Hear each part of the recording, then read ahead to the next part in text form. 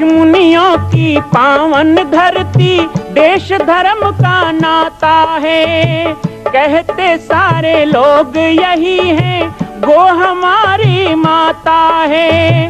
जाग उठो ओ भारतवासी, जाग उठो ओ भारतवासी, गो पर छुरियां चलती हैं। बंद करो गो माँ की हत्या, सारी जनता कहती है। बंद करो गो माँ की हत्या, सारी जनता कहती है।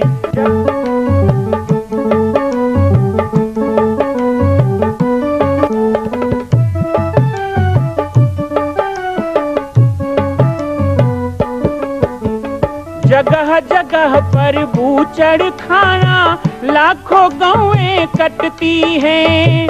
किसे सुनाए व्यथा हमारी, नैना नीर बहाती हैं। रक्षा करना गौ माता की, रक्षा करना गौ माता की, गीता ज्ञान सिखाती है। बंद करो गो माँ की हत्या, सारी जनता कहती है। बंद करो गो माँ की हत्या, सारी जनता कहती है।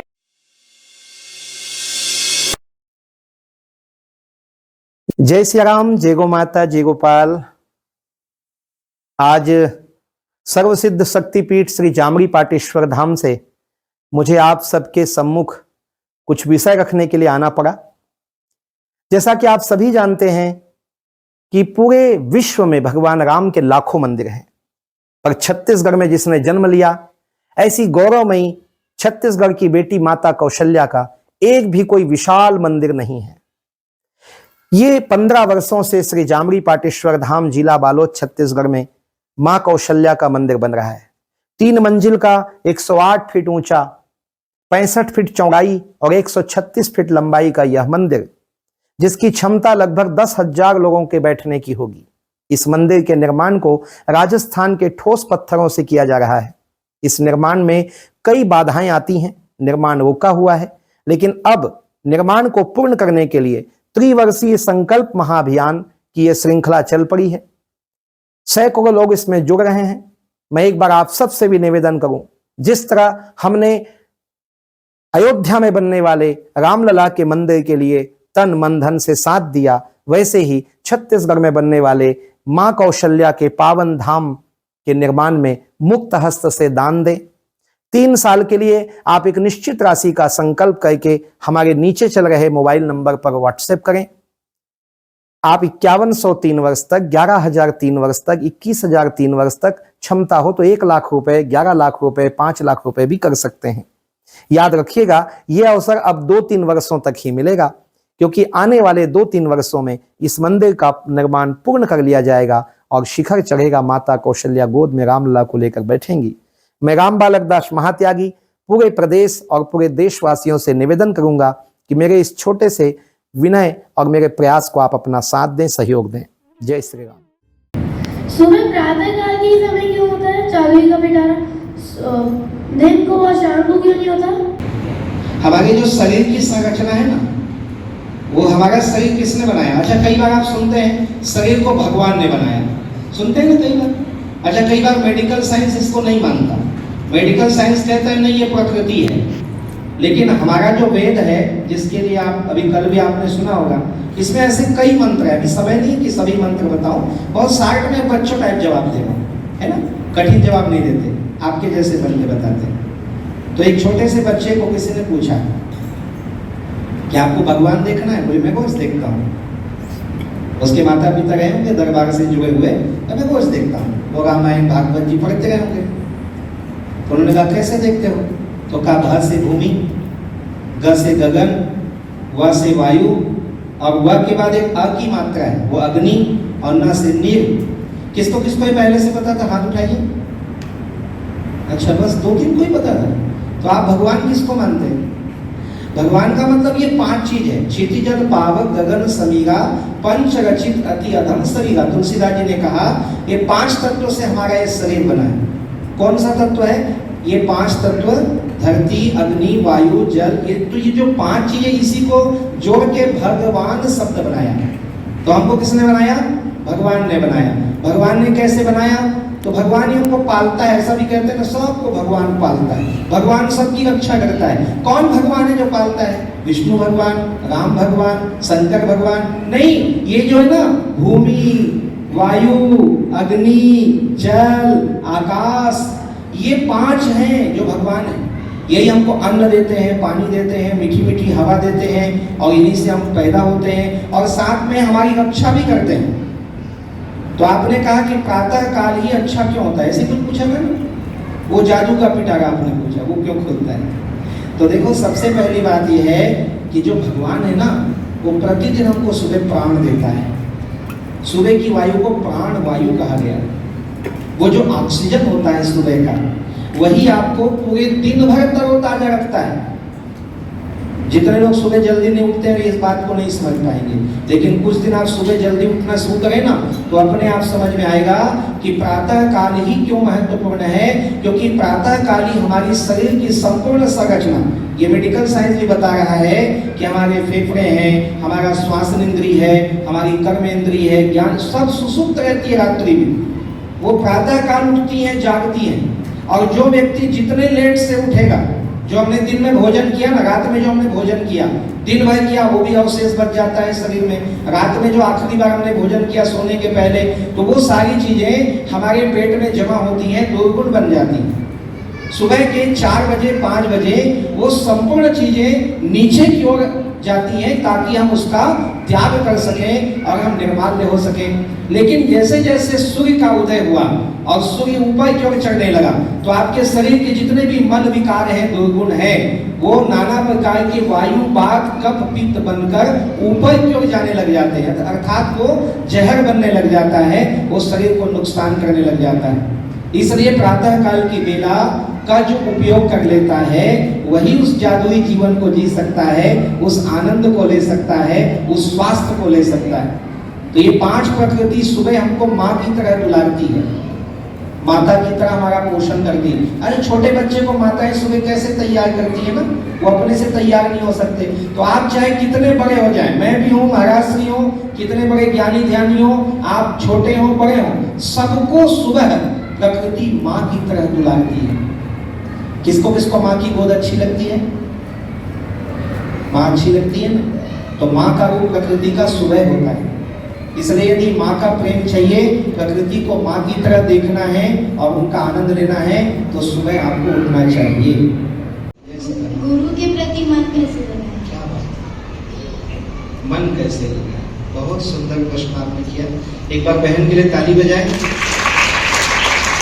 अभी बस बहुत अच्छा विषय है। गुरु ब्रह्मा गुरु विष्णु गुरु देवो महेश्वर गुरु साक्षात परब्रह्म तस्मै श्री गुरुवे नमः। मन की गति सबसे कठिन है। मन की जो गति है वो सबसे कठिन है। अच्छा, आप कहते हो मेरा मन यहाँ नहीं लगता, मेरा मन वहां नहीं लगता, मेरा मन वहां जाता है, मेरा मन वहां जाता है। ईमानदारी से बताएंगे कोई किसने अपने मन को देखा है? किसी ने नहीं देखा। मन है क्या? गीता में भगवान वासुदेव कृष्ण कहते हैं। अच्छा, कभी कभी गीता भी पढ़ना चाहिए, है ना। गीता को संस्कृत में भी पढ़ सकते हैं, गीता को हिंदी में पढ़ सकते हैं, और आपके मोबाइल में भी तो गीता है। गीता बहुत अच्छी चीज है।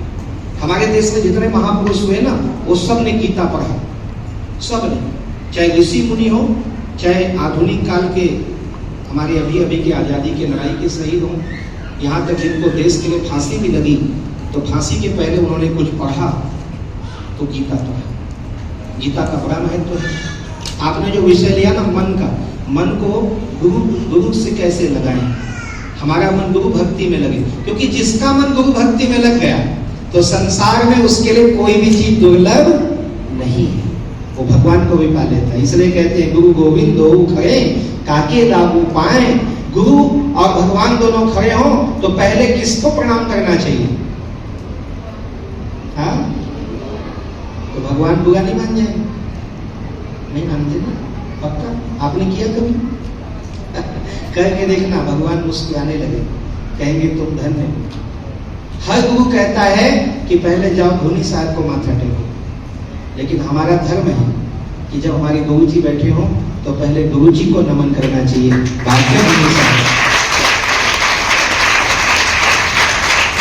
क्योंकि कहा गया गुरु ही सबसे बड़ा होता है, ना हम तत्व गुरु परम। हमारा मन गुरु में कैसे लगे? सबसे पहली बात, जिसको आप गुरु मानते हैं ना, उसको दक्षिणा देनी पड़ती। सुने कभी आप? बिना दक्षिणा के नहीं होता गुरु ज्ञान। तो दक्षिणा में क्या देना चाहिए? एक चीज दे दो, मामला ही खत्म। क्या देना चाहिए? अपना मन। क्या बात? मन को ही गुरु को सौंप दो कि आज से मैं अपने मन से नहीं चलूंगा गुरु जी, आप जो कहेंगे आपके अनुसार चलूंगा। लेकिन गुरु बनाओ जान के ना, हाँ, किसी भी अगर नत्थु करे गुरु नहीं बनाना। ध्यान देना, अपनी परंपरा, अपनी मर्यादा, अपनी संस्कृति। और हमें तो दरबार में कहीं भटकने की जरूरत ही नहीं है। आप सब बड़े सौभाग्यशाली हैं, आप संपूर्ण संकट से दूर हैं, आप एक अमोघ कवच से सुसज्जित हैं, क्योंकि आप दरबार साहिब हैं। आप एक ऐसी गुरु परंपरा। तो बेटा, मन को गुरु में लगाना नहीं पड़ता है, मन को ही गुरु को चढ़ा देना पड़ता है। क्योंकि जिसका मन गुरु से नहीं मिला तो उसको गुरु मिल के भी नहीं मिला। मन मिले तो चेला और नहीं तो फिरे अकेला। मन ही होता है। मैं भी बहुत लोगों को चेला बनाता हूं, लेकिन मैं उनको एक लाइन में बोल देता हूं। कबीरदास जी ने कहा, ज्ञान गुरु मन चेला। संसार में शरीर कोई चेला नहीं बन सकता और कोई शरीर गुरु नहीं बन सकता। तो चेला कौन बनता है और गुरु कौन बनता है? तो कबीर कहते हैं, ज्ञान गुरु, ज्ञान ही गुरु है। गुरु के शरीर में विकार हो सकता है, गुरु क्रोधी हो सकता है, गुरु कभी कभी लालची भी हो सकता है, लेकिन ज्ञान लोभी नहीं हो सकता, है ना?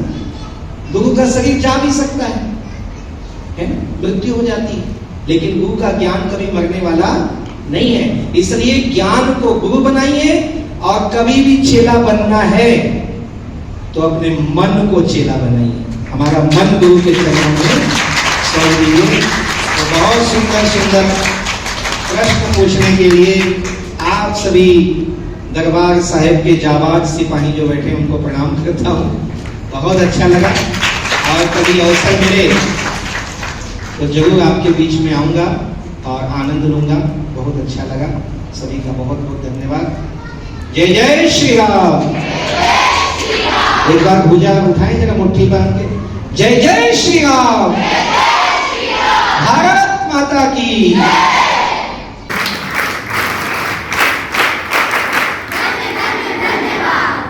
आपका धन्यवाद करते हैं कि आप यहाँ उपस्थित हुए। तो आइए अब शांति पाठ की ओर, विश्राम की ओर, तत्पश्चात आज की परमादरणीय समाधि 2 मिनट सभी हाथ जोड़े। ओम पूर्णमदः पूर्णमिदं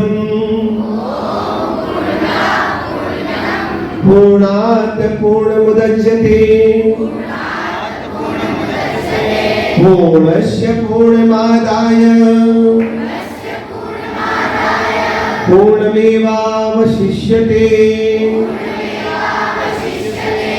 ओम शांति शांति शांति। शिव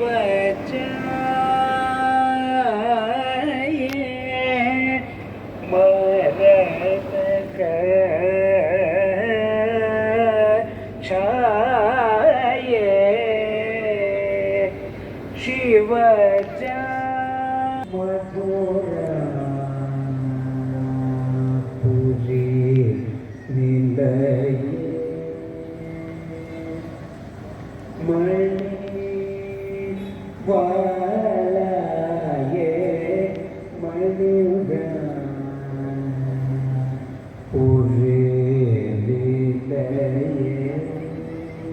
मां कौशल्या का मंदिर बन रहा है, संकल्प हो चुका है, लेकिन आप अभी भी शांत बैठे हैं।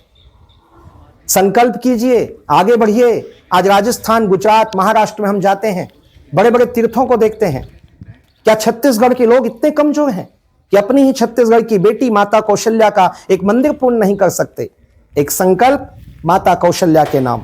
आइए और संकल्प में जुड़िए। बाकी जानकारी आपको मिल रही है और व्हाट्सएप पर आप संपर्क कर सकते हैं। एक बार सबको सहयोग करना है। मां कौशल्या की पावन जन्मभूमि छत्तीसगढ़ प्रांत में बालोद जिला में स्थित है श्री सर्वसिद्ध शक्तिपीठ जामड़ी पाटेश्वर धाम।